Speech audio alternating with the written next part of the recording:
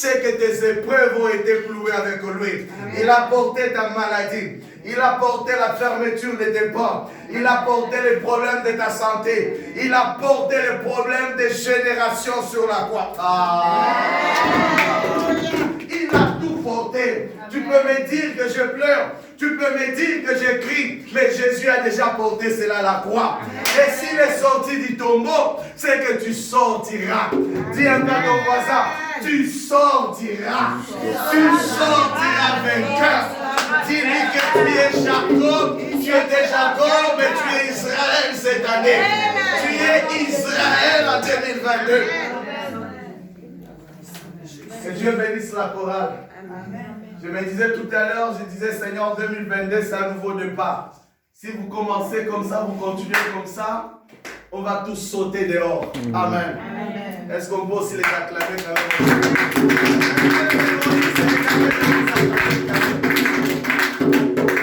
Est-ce que ça va aussi acclamer quand même la chorale vraiment tout à fait? Égoïste.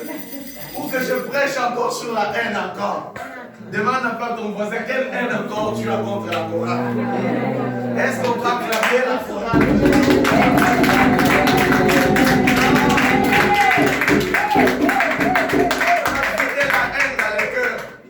La haine dans les cœurs. Il faut vider. Quand on dit qu'il faut acclamer, il faut acclamer. Tu n'as pas chanté, tu n'as pas dansé. J'ai vu même la sœur en perruque. Ah bon, ma perruque. Dès qu'elle a fait là-bas, j'ai dit, wow. J'ai dit, mais tiens. Vous n'avez pas vu qu'elle est venue tourner ici. Elle est touchée. Gloire à Dieu. Non, mais la joie. Demandez un peu la chorale. Mon ancienne avec ta troupe là, vous étiez où? J'ai l'impression que c'est comme s'il y a un esprit qui vous assomme à un moment donné. On va prier pour toute l'église aujourd'hui. À partir du verset 1er, on a vu jusqu'au verset 11e.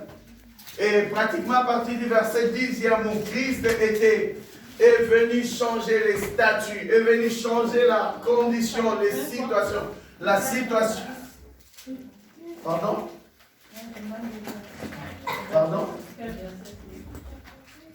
Écrivez, vous savez, la plus facile, méthode la plus facile est toujours des stylos.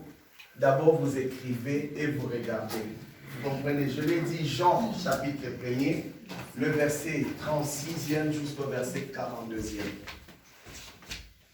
Et toujours quelque chose pour écrire. La Bible dit, écrivez la prophétie. Un message quand vous prêchez, même s'il y a la technologie plus avancée, elle rend aussi paresseux. Amenez toujours un stylo. La preuve en est que, regardez, même moi les pasteurs, regardez. C'est-à-dire ce que je vous prêche, je les garde aussi à mémoire. J'écris, je travaille, vous devez aussi travailler. Vous comprenez?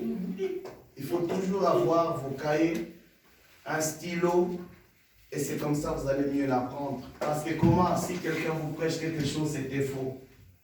Mais il faut, c'est en vérifiant que vous allez détecter que c'était faux. Oui.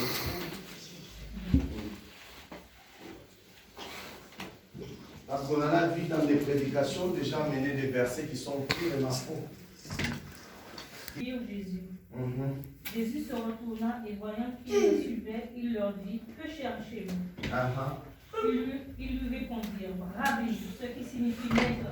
Où demeures-tu? Venez, leur dit-il, et voyez.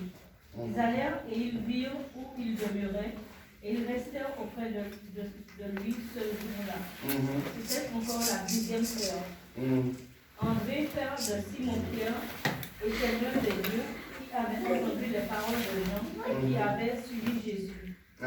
Ce fut lui qui rencontra le premier, son frère Simon, et lui dit, nous avons trouvé le Messie, ce qui signifie Christ. Et il le conduisit vers Jésus. Jésus l'ayant regardé dit, tout à fait. Tu es Simon, fils de Jonas.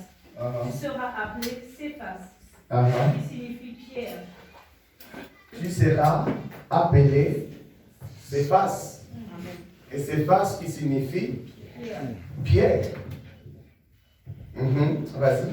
Le lendemain, Jésus voulut se rendre en Galilée et il rencontra Philippe. Il lui dit, suis-moi.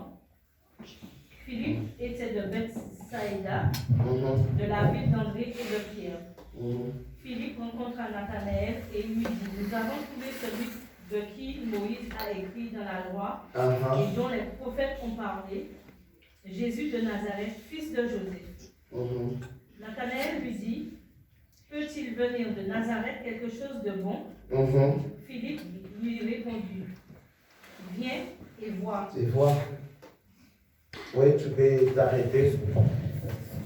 Vous allez voir dans ces tests, Jésus va commencer à faire la rencontre avec des disciples. Mais ce qui est plus intéressant, suivez, on est sur le personnage de Pierre. Il va rencontrer Simon. Simon veut dire, en hébreu ou en grec, veut dire tout simplement roseau ou tout ce qui est instable. Et un roseau, c'est une plante qui croît sur de l'eau, qui est instable. C'est une plante qui est très souvent, que quand l'eau est agitée, où il y a du vent, ça s'emporte souvent. À combien plus forte qu'on est dans cette année dans la vision de l'évangélisation.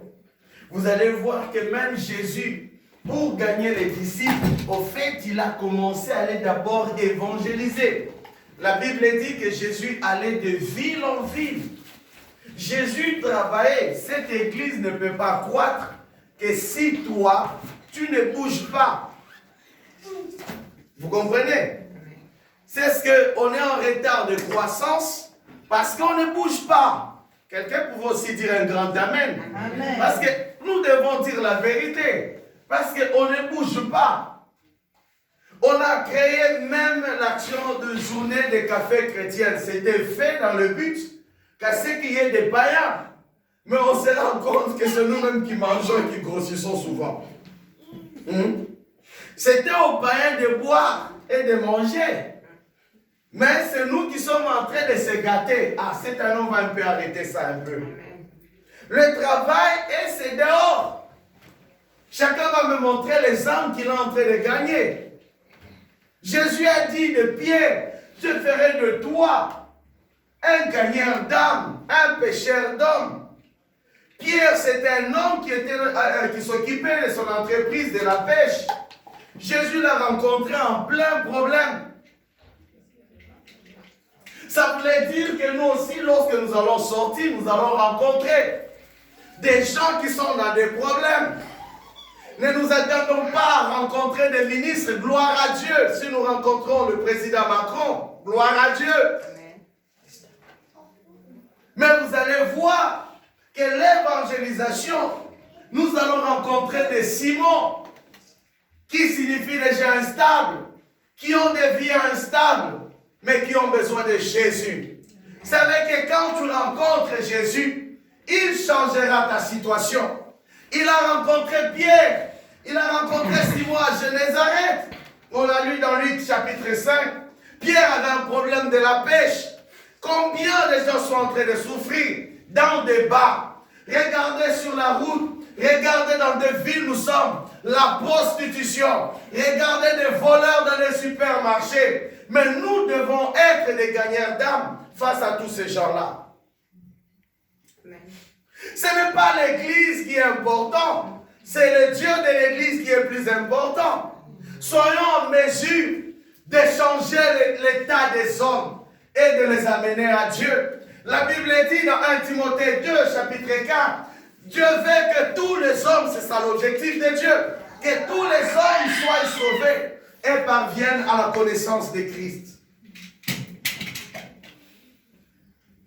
Nous devons évangéliser.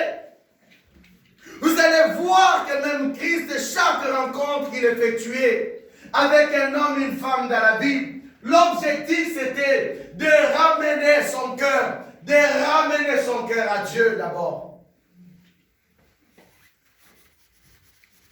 Changeons le fait de nos adversaires en deux faits d'évangélisation. Personne ne peut dire Amen. Amen. Il va rencontrer Simon. Mais le problème de Simon, c'était son nom. Il a péché avec ses noms de malédiction. Déjà, son nom, vous savez que derrière le nom, il y a un esprit. Et c'est cet esprit qui l'a entraîné à ce que pendant la pêche, il n'y ait rien. Il n'a rien trouvé toute une nuit. Mais le problème, ce n'était pas sa tante, ce n'était pas son oncle, ce n'était pas son père, mais le nom qu'il portait. Jésus rencontre dans Matthieu, dans Jean, il rencontre Simon.